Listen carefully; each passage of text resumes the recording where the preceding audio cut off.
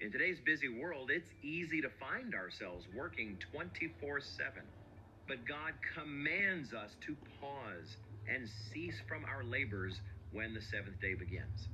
By the way, when does that day begin? As Genesis 1 and other passages of the Bible reveal, God counts days from sunset to sunset.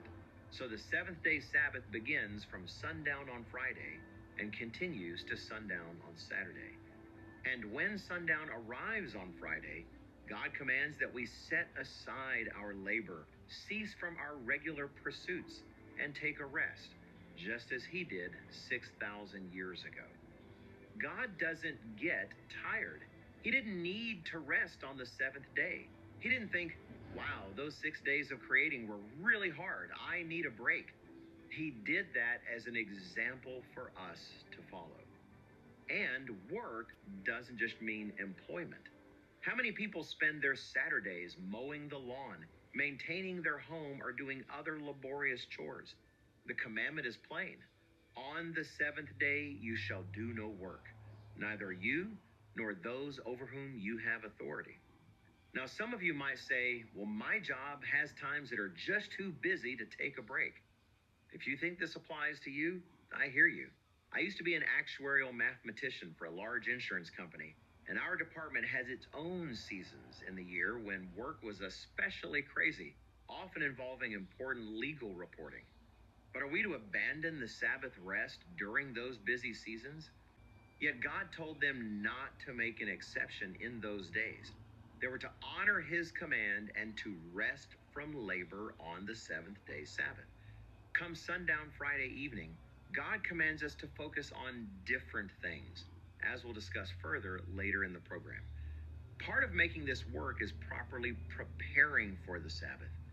God taught ancient Israel this principle after freeing them from Egypt. Many people have heard of the miraculous manna from heaven, but few realize that a major purpose of the miracle was to test God's people to see if they would take the Sabbath command seriously. I recommend you read the entire account in Exodus chapter 16. But for now, let me summarize it by saying that for the first 5 days of the week, God rained down enough manna for 1 day every day. But on the sixth day, what we'd call Friday, he rained down 2 days' worth so they could prepare enough for that day and for the Sabbath day that followed. And on the Sabbath, they were not to go out looking for more, since God had given them enough. For today is a Sabbath to the Lord. Today you will not find it in the field. 6 days you shall gather it, but on the seventh day, which is the Sabbath, there will be none.